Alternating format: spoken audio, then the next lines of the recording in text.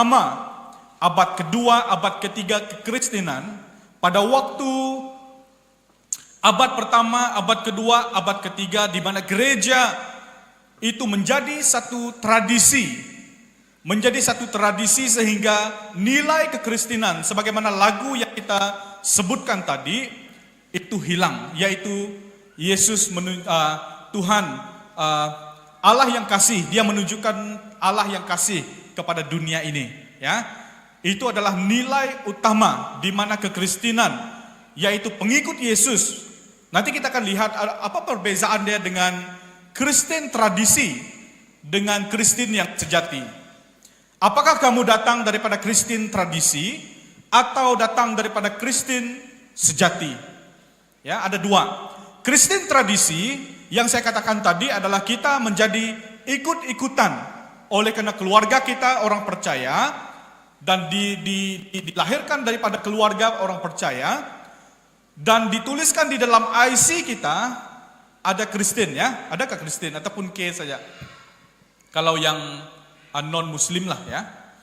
Dan kita bersyukur karena kita dilahirkan daripada Kristen, daripada keluarga Kristen, dan dilahirkan anak, ya. Lalu kita mengajar anak kita berdoa, ya, mengajar anak kita baca firman. Tetapi itu akhirnya sesudah beberapa tahun kita lewati, itu akan menjadi hal tradisi. Sama juga apa yang Yesus lakukan pada waktu Yesus datang ke dalam dunia. Sebab itulah tema khotbah saya pada pagi ini adalah apa kehendak Yesus untuk gereja hari ini? Apa kehendak Yesus untuk kita yang percaya? Apakah kita menjadi Kristen tradisi ikut-ikut saja? Kalau ikut-ikut saja, akhirnya bila digoncangkan, ya, debate. Kita tahu debate, orang-orang mereka yang sekolah di college, orang-orang sekolah yang jauh daripada kita pergi KL, mereka diperhadapkan dengan satu situasi di mana mereka di-debate, mereka dipersoalkan tentang iman, ya, tentang iman, kepercayaan, tentang Trinity, Tritunggal, ya, tentang siapa Kristus itu, ya. Lalu mereka dipersoalkan itu. Sebab itulah saya katakan kalau kita dilahirkan daripada Kristen tradisi, akhirnya kita boleh saja meninggalkan Yesus. Dan yang kedua, Yesus datang ke dalam dunia, apakah kehendak Yesus yang sungguh-sungguh supaya kita ikut? Kata Yesus, marilah ikutlah aku, kamu kujadikan penjala manusia. Jadi pada pagi ini saya ingin membawa kepada kita satu cabaran yang sungguh-sungguh yang ada sekarang ini adalah tentang Kristen tradisi. Menjadi Kristen tradisi, contoh, sebagai contoh, kita di dalam komsel, dalam satu bulan ada 3 minggu kita komsel. Semua 3 minggu ini kita masuk pergi rumah, kita berkomsel di rumah, kita ambil gambar, itu bagus.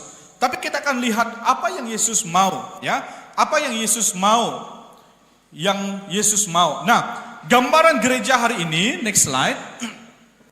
Gambaran gereja hari ini menunjukkan ada peraturan, ada program yang banyak atau program yang cantik, ada pelembagaan, ada kepimpinan yang kuat, ada pelayanan, ya.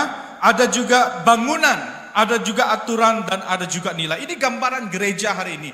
Tapi pertanyaan saya, apakah kehendak Yesus untuk ini?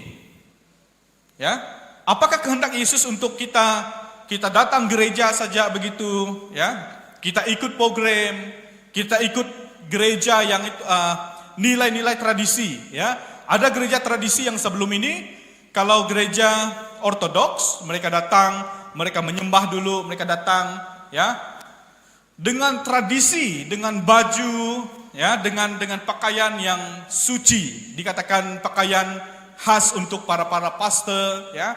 Kalau kami pastor ada satu yang putih di sini, ya, itu diberikan kepada kami juga. Itu membezakan kami dengan yang lain.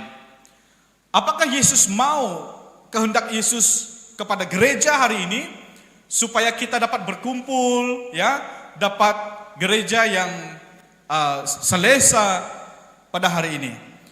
Nah, coba bayangkan, saya ingin bawakan kita untuk membayangkan seandainya Yesus datang, next slide.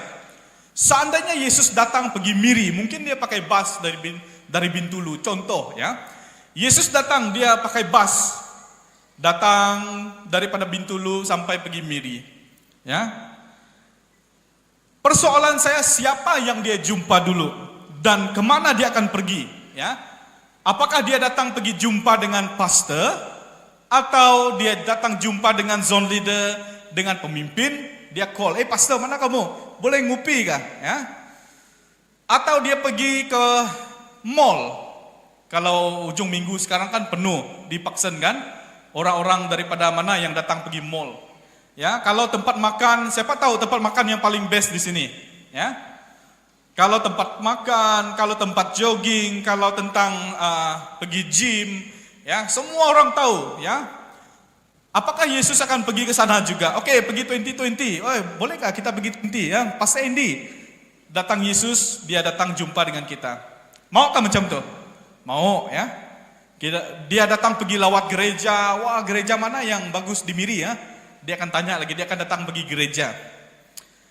Nah, kalau Yesus datang, dia pergi ke Miri, siapa dia cari dulu dan kemana dia akan pergi. Nah, saya ingin membawa kita untuk membaca di dalam Matius 4 ayat 23, ya. Kita jawab itu dalam hati kita tadi. Nah, pada waktu Yesus datang pergi Miri, dia akan call siapa dulu, ataupun dia perlu tulis surat kah, ya? Tulis surat kepada gereja BM on the Rock. Saya mau datang melawat pergi gereja, ya. Saya mau datang pergi lawat kedai siapa dia akan lawat, ya. Dia mau pergi makan makanan yang enak-enak, ya. Tapi di sini dia katakan Yesus pun berkeliling ke seluruh Galilea. Matius 4 ayat 23-25.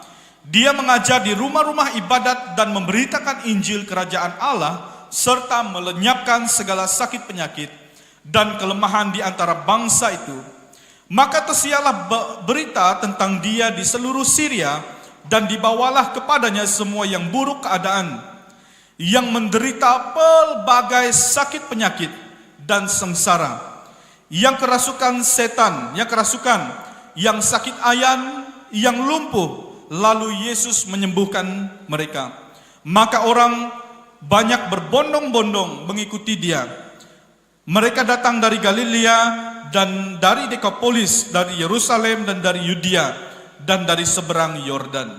Nah, pada waktu Yesus datang pergi Miri tadi, persoalan saya tadi kan dia pergi mana dulu? Tapi dalam ayat ini dikatakan di dalam 4 Injil, dia menceritakan waktu Yesus datang pergi ke kota. Dia pergi cari orang-orang sakit. Dia pergi hospital. Ya, mungkin kalau Yesus datang pergi Miri, dia akan pergi hospital dulu. Lepas itu dia akan pergi ke penjara. Lepas itu dia akan pergi ke rumah-rumah orang-orang miskin. Lepas itu dia akan pergi ke mana lagi? Di tempat pembuangan sampah. Ya, ada banyak orang-orang di sana, ya, yang tidak ada harapan. Lalu dia akan pergi ke di bawah-bawah jambatan. Lalu dia akan pergi. Dia tidak ada masa dengan kita. Dia tak ada masa mau ikut tradisi. Dia tak ada masa mau ikut sembahyang, doa syafaat, doa kuat. Tuhan tolong orang di sana, Tuhan tolong.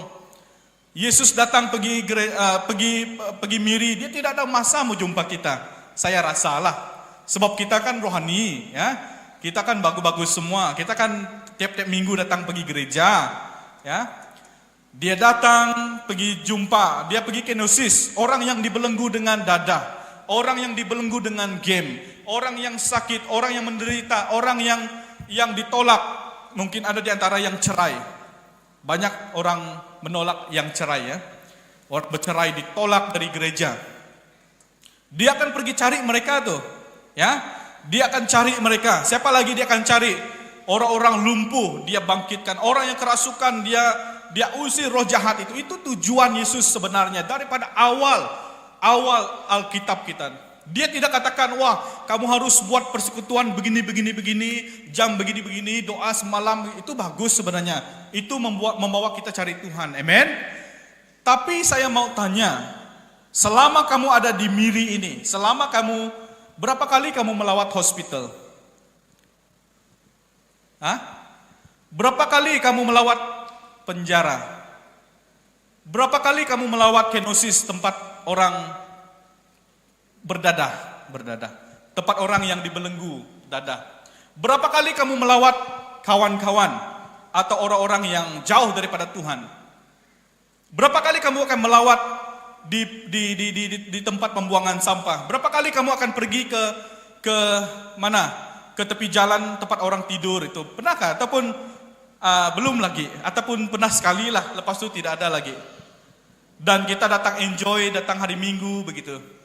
Saya minta maaf, mungkin kamu ada yang marah gitu ya. Yesus tidak menuntut kehidupan suci kita. Lalu dibawakan di dalam firman Tuhan ini, dia berhantam dengan orang Farisi, orang Saduki. Kalau kita katakan kita sudah bagus, kita sudah jadi orang baik, datang gereja selalu, anak-anak kita sudah baik, diajar berdoa. Tapi kita lihat di dalam firman Tuhan, Matius 5 ayat 17 sampai 20. Yesus berkata, ayat 17 sampai 20. Janganlah kamu menyangka bahwa aku datang untuk meniadakan hukum Taurat atau kitab para nabi. Aku datang bukan untuk meniadakannya, melainkan untuk menggenapinya. Ada beza ya, hukum Taurat dengan Yesus. Hukum Taurat itu seperti kita punya tradisi lah ya. Sebab itulah saya katakan gereja kita jangan mengarah pergi tradisi. Hari Minggu pukul ini semua tahu ya, hari Minggu perlu awal ya, itu bagus, itu nilai yang bagus ya. Ayat 18, karena aku berkata kepadamu sesungguhnya selama belum lenyap langit dan bumi, satu iota atau satu titik pun tidak akan ditiadakan dari hukum Taurat sebelum semuanya terjadi. Karena itu siapa yang meniadakan salah satu perintah hukum Taurat, sekalipun yang paling kecil, dan mengajarkan demikian kepada yang lain, dia akan menduduki tempat yang paling rendah di dalam kerajaan sorga. Tetapi siapa yang melakukan dan mengajar segala perintah hukum Taurat, dia akan menduduki tempat yang paling tinggi dalam kerajaan sorga. Maka aku berkata kepadamu, jika hidup keagamaanmu tidak lebih benar daripada hidup agama orang ahli Taurat dan orang Farisi, sesungguhnya kamu tidak akan masuk dalam kerajaan sorga. Kalau hidup kita tidak benar, lebih, bukan saya katakan sama ya. Kalau Yesus katakan, kamu harus kuat berdoa sama macam orang Farisi, orang Saduki, kamu akan masuk surga. Tapi Yesus katakan di sini, kalau hidup keagamaanmu tidak lebih maksudnya lebih suci dari mereka, adakah yang dapat begitu? Tidak ada, ya, tidak ada seorang pun yang dapat. Jadi kembali kepada ayat yang pertama, aku datang bukan untuk meniadakan hukum Taurat, tetapi untuk menggenapi. Apa maksud dia? Jadi tujuan hukum Taurat atau tradisi-tradisi yang dilakukan di dalam gereja itu adalah usaha supaya kamu dikasihi oleh Tuhan, supaya kamu diterima oleh Tuhan. Sebab itulah orang banyak buat itu, buat ini, mudah-mudahan kamu diterima oleh Tuhan. Mudah-mudahan Allah mengasihi kamu. Tetapi Yesus katakan, akulah kasih itu, aku sudah datang ke dalam dunia. Tidak perlu dicari, betul? Dia sudah menggenapinya, sebab dia adalah kasih itu sendiri. Orang mencari kasih, hukum Taurat mencari kasih Tuhan, menuntut dia cari kasih Tuhan. Tapi Yesus sudah datang ke dalam dunia sebagai kasih itu sendiri. Sebab itulah Yesus katakan, kalau kamu tidak lebih benar daripada hukum Taurat ini, kamu tidak akan masuk surga. Lalu Yesus katakan apa? Akulah jalan, kebenaran, dan hidup. Percaya kepada Yesus. Amin. Jadi hukum Taurat di sini usaha supaya kita mengejar kebenaran, kesucian, ya. Lama-lama kalau kita ini selalu datang gereja, suci, apalagi akhirnya kita akan judge. Kita akan mudah menghakimi orang lain.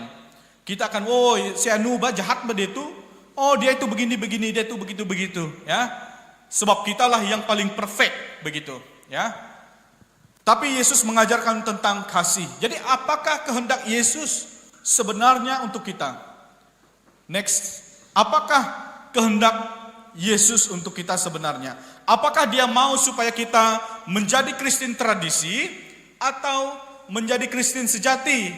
Ya, sebagai soalan saya tadi, bagaimana? Di mana Yesus datang kalau dia datang miri? Ya, ada 3 kehendak Yesus yang ingin saya bawa. Next, kita kembali kepada apa kehendak Yesus daripada awal dia. Ya, yang pertama, Yesus tidak membawa agama, tetapi melakukan kasih. Dia tidak bawa agama. Kalau kita lihat anak-anak ya, Sanjiro, di KL anak-anak kita diperdebatkan dengan iman mereka. Tapi satu yang saya heran, kenapa dia tak pergi hospital saja, kalau dia katakan dia benar, kalau dia katakan dia yang pembawa damai, benar. Maksud saya orang lain lah, ya. Kenapa tak pergi hospital sembuhkan orang saja daripada kau debate dengan orang, daripada kau berhentam-hentam bercakap debate, ya, dengan orang. Kenapa dia tak pergi hospital sembuhkan orang sakit, pergi ke rumah orang-orang yang kerasukan, usir setan? Kenapa harus debate, ya? Kenapa harus teori saja? Kenapa tak lakukan dia? Ini maksud saya kalau anak-anak kita itulah, kalau kamu diperhadapkan dengan situasi seperti ini, di debate dengan orang lain, orang sepupu ya, debate ya. Kenapa tak pergi hospital sembuhkan mereka kalau kau cakap kau benar? Ya. Tapi kita ini Yesus datang ke dalam dunia, dia pergi, dia lepaskan orang yang dibelenggu, dia pulihkan orang yang menderita. Jadi agama dan Yesus jauh beza. Yesus datang memberikan hidup kepada kita. Amin. Dia memberikan hidup. Dan yang kedua, Yesus tidak mengajar peraturan, tetapi melakukan kasih. Dia tidak ajar bagaimana cara kamu hidup, bagaimana cara kamu melangkah, bagaimana cara kamu itu ini. Tapi waktu dia datang, pergi ke kota Galilea, dia cari orang-orang sakit, dia sembuhkan mereka, dia lepaskan orang yang menderita. Itu Yesus kita. Ya. Dia tidak banyak songeh tentang macam mana kamu mau, kalau kalian cakap nekbut, mau bertugang terbalik saja berdoa, itu terpulang kepada kamu, itu cara, ya, itu terpulang kepada kamu. Tapi kalau kita hari ini bagaimana? Apakah kita sudah melakukan apa yang Yesus inginkan di dalam komsel kita? Atau selama ini 3 minggu komsel, 3 minggu di rumah? Kalau begitu bolehkah begini? 2 minggu di rumah, 1 minggu di hospital, bolehkah macam itu? 2 minggu di rumah, 1 minggu kita masak, kita bagi orang makan, orang-orang susah, atau kita pergi lawat orang-orang yang sakit, atau orang-orang yang tertolak dalam hidup dia, atau orang-orang yang susah hidup dia, ya? Orang-orang yang kepahitan, orang-orang yang hancur hidup dia, kita lawat mereka. Itu tujuan Yesus datang, bukan dia mau kita menjadikan komsel itu tradisi. Amin. Wah, ini ya mengantuk kan, sebab tengah hari sudah. Ya, lagipun kita ini direct, sebab ini kan Zing, jadi tengah hari panas. Ya, jadi bila aircon kita itu dia tak cukup. Ya, tapi kamu kena kuat berdoa supaya sejuk. Ya, kena kuat berdoa. Dia tidak mengajar peraturan, tetapi mengajar kasih. Macam manapun kita kuat berdoa, kata Yesus di sini ya, kalau dia diajarkan tentang hukum kasih inilah ya. Kalau kamu memberi persembahan, kamu belum berdamai dengan keluarga kamu, lebih bagus jangan bagilah, dia cakap. Ini bahasa pasar dia lah, bahasa pasar. Ya, berdoalah bagi musuh kamu, dia katakan. Itu Yesus, dia sangat berlawanan. Untuk memenangkan dunia, dia harus mati merendahkan diri. Dan yang terakhir, Yesus tidak menuntut kesucian agama, tetapi melakukan kasih. Dia tidak tuntut, kamu kuat berdoakah, kamu kuat baca firman kah, itu bagus ya. Saya tidak katakan itu tidak bagus. Tapi yang paling Yesus tekankan di sini adalah kasih kita. Amin. Kasih kita. Pergilah lawat di hospital. Pergilah lawat. Kalau lawat di hospital itu biasanya kalau kita kenal orang itu saja ya. Tapi kalau kita tidak kenal, kita tidak mau doa dia. Saya selalu begini, waktu saya lawat di hospital, sudah lawat satu ini, tengok ada satu lagi panggil, wah pergi lagi, lepas itu macam tu dia. Ya, kalau kita pergi, cek nama dia dulu lah. Kalau nama dia Kristen, baru kita doa. Tapi sebenarnya kita doa untuk semua, ya. Tengok masa juga ada masa melawat. Pastor Cyril kata hari itu boleh pergi, nanti kamu marah dengan security, ya. Ada masa melawat dia. Pukul 12.30, betul gak? 12.30 sampai pukul 2. Sampai pukul 2 masa melawat, tengah hari, masa melawat petang ada juga, ya. Atau kalau ada ahli komsel kamu yang sakit, pergi lawat, ya. Ada kawan kamu yang sakit, pergi lawat. Amin. Itu adalah Yesus kita. Dia tidak tuntut kita harus begini, harus begitu, tidak tuntut kesucian kita. Dia mau kita melakukan kasih itu. John Haggai pernah berkata, kalau kamu mau bertemu dengan Yesus, di mana? Di gereja kah bertemu dengan Yesus? Kalau kamu mau bertemu dengan Yesus, pergilah ke tepi-tepi jalan. Ada orang susah di sana, orang miskin di sana, kamu bagi dia makan. Kamu akan jumpa Yesus di sana. Amin. Kalau kamu mau bertemu dengan Yesus, pergilah lawat orang yang broken heart, ya. Pergilah lawat mereka yang ditolak. Pergilah lawat mereka yang sakit, yang kerasukan, yang itu, yang ini, ya. Yang sakit, yang lumpuh. Pergilah lawat di penjara kalau kamu mau bertemu dengan Yesus. Yesus ada di sana. Ya. Jadi selepas ini saya mau supaya kita sama-sama, ya, bukan hanya pastor saja tetapi kita semua bergerak. Yang tidak pernah pergi lawat itu pergilah. Doakan, ya. Doakan mereka macam mana? Doa, ya. Kalau kita tengok Yesus buat, dia telah memberikan kita kuasa. Bukan minta Tuhan tolong sembuhkan dia. Kita istiharkan, kamu sudah punya kuasa sebenarnya. Semua orang Kristen ada Roh Kudus di dalam kita. Diberikan Roh Kudus di dalam kita. Pada waktu kita berdoa mengistiharkan, itu Roh Kudus yang bekerja. Amin. Dia yang bekerja menyembuhkan, bukan kita. Ya, kita pergi lawat dia. Ya. Yang terakhir, slide yang terakhir. Apa Yesus lakukan? Matius 4:23-25. Dia melenyapkan sakit penyakit. Dia juga pergi kepada orang yang buruk keadaannya. Yang buruk keadaan sini bagaimana? Yang hancur hidup, yang tidak tahu ada masa depan ke tidak, yang sudah hancur keluarga, yang berpisah, yang bercerai, yang sudah jatuh di dalam dosa macam manapun, Yesus akan jumpa dengan kamu, ya. Yang ada segala kelemahan. Apa kelemahan kamu? Mungkin malu, mungkin kelemahan, ya, yang ada pada kamu apa? Yesus mau jumpa dengan kamu. Yang sengsara hidup dia, mungkin ada yang menderita dengan keluarga, menderita dalam pekerjaan, menderita dalam apapun, ya. Yang sakit ayan, tapi ini dalam istilah mungkin gila babi atau sakit mental, ya, kalau saya tengok dalam satu terjemahan yang lain. Yang stres, yang sakit mental, stres, depres, apalagi, ya, yang sakit mental. Dan juga yang kerasukan, ya, jangan takut. Ada banyak orang takut, ada orang rasuk di sini. Sebenarnya kita boleh berdoa, Pak, ya. Kamu boleh berdoa dalam nama Yesus. Ada satu YouTube saya tengok, tapi ini sensitif lah. Hanya dengan nama Yesus saja yang boleh mengusir roh jahat. Nama lain tak boleh, ya. Nama lain tak boleh usir roh jahat. Hanya dengan nama Yesus saja. Sebab itulah nama Yesus dikatakan Yesus adalah Tuhan. Kalau kita lihat di dalam Matius 5 ayat 17 ini juga menunjukkan bahwa Yesus Tuhan. Sebab dia yang menggenapi hukum Taurat. Ini menunjukkan Yesus Tuhan juga. Ada banyak di dalam terjemahan, ya, yang mengatakan bahwa Yesus itu adalah Tuhan.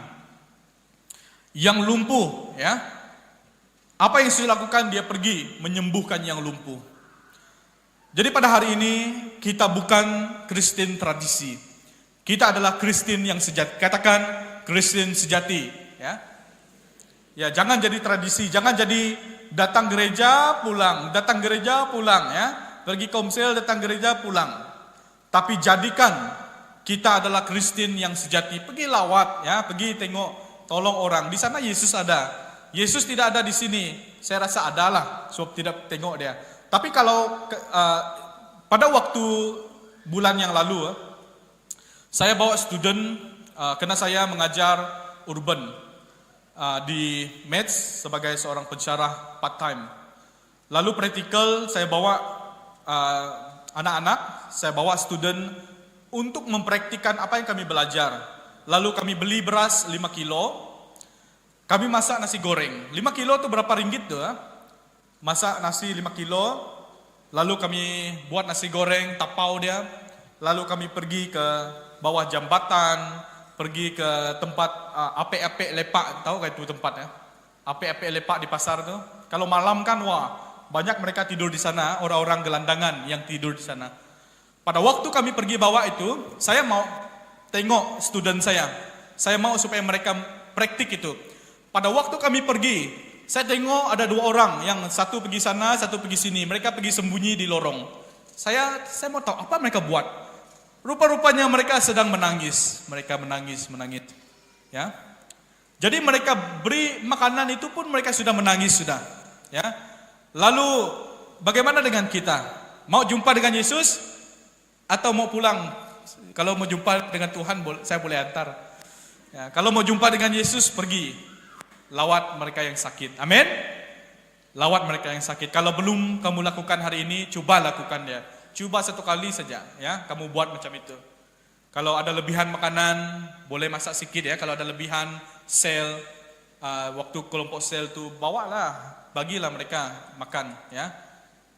Pergi hospital, pergi penjara. Kalau boleh pergi penjara. Kalau kamu, mungkin ada di antara kita yang polis di sini, kita tak dapat masuk lock-up ya. Kalau pastor tak dapat kena, ada law dia. Tapi kamu yang kerja di penjara, di custom, immigration ya, kamu yang boleh masuk ke tempat sana, beritakan Injil di sana. Amin. Jadi gunakan tempat kerja kita untuk lakukan, nyatakan kasih itu. Mari kita sama-sama bangkit berdiri. Kita akan berdoa pada pagi ini. Sebagaimana dari awalnya Yesus berkata, Dia tidak datang untuk membawa agama itu kepada kita, tapi Dia bawa kasih itu kepada kita semua. Bagi kita yang ada, boleh tayang slide yang terakhir tadi. Mungkin ada di antara kita yang mengalami hal seperti ini di dalam kehidupan kita. Yang ditolak, yang rasa tidak diterima masyarakat atau gereja. Ingat bahwa Yesus datang bukan untuk orang yang sehat, tetapi Dia datang untuk mencari yang sakit. Jadi pada hari ini kalau kamu ada sakit, penyakit, letakkan tangan kamu di tempat yang sakit. Kita akan berdoa untuk kamu. Kalau kamu dalam keadaan yang salah satu di atas ini, letakkan tangan kamu di tempat yang sakit. Kita akan berdoa untuk kamu. Mari kita tunduk kepala, saya akan bawa kita di dalam doa. Letakkan tangan kamu di tempat yang sakit.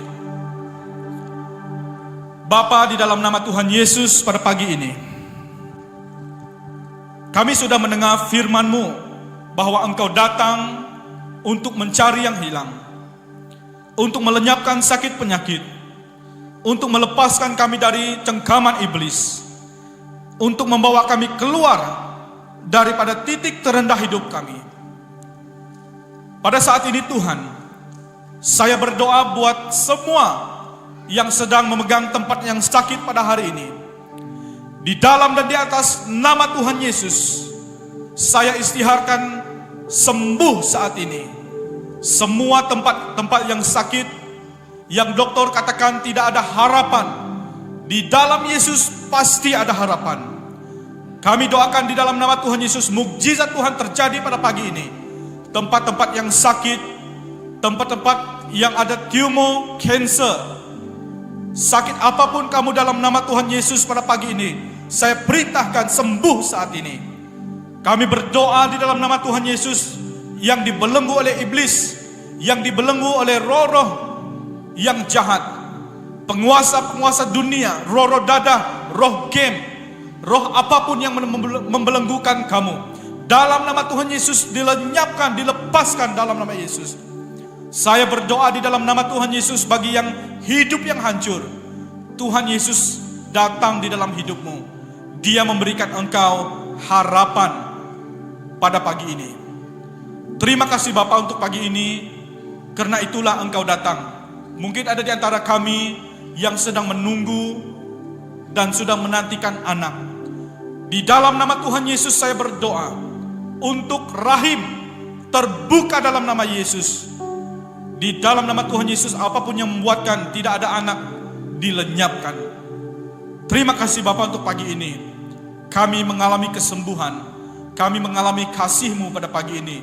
Jadikan kami Kristen yang sejati sebagai pengikut-Mu, di mana kami akan pergi, kami akan membawa kasih-Mu ini. Dalam dan di atas nama Tuhan Yesus, kami berdoa. Amin, amin, amin. Sampai di sana firman Tuhan, Tuhan Yesus memberkati.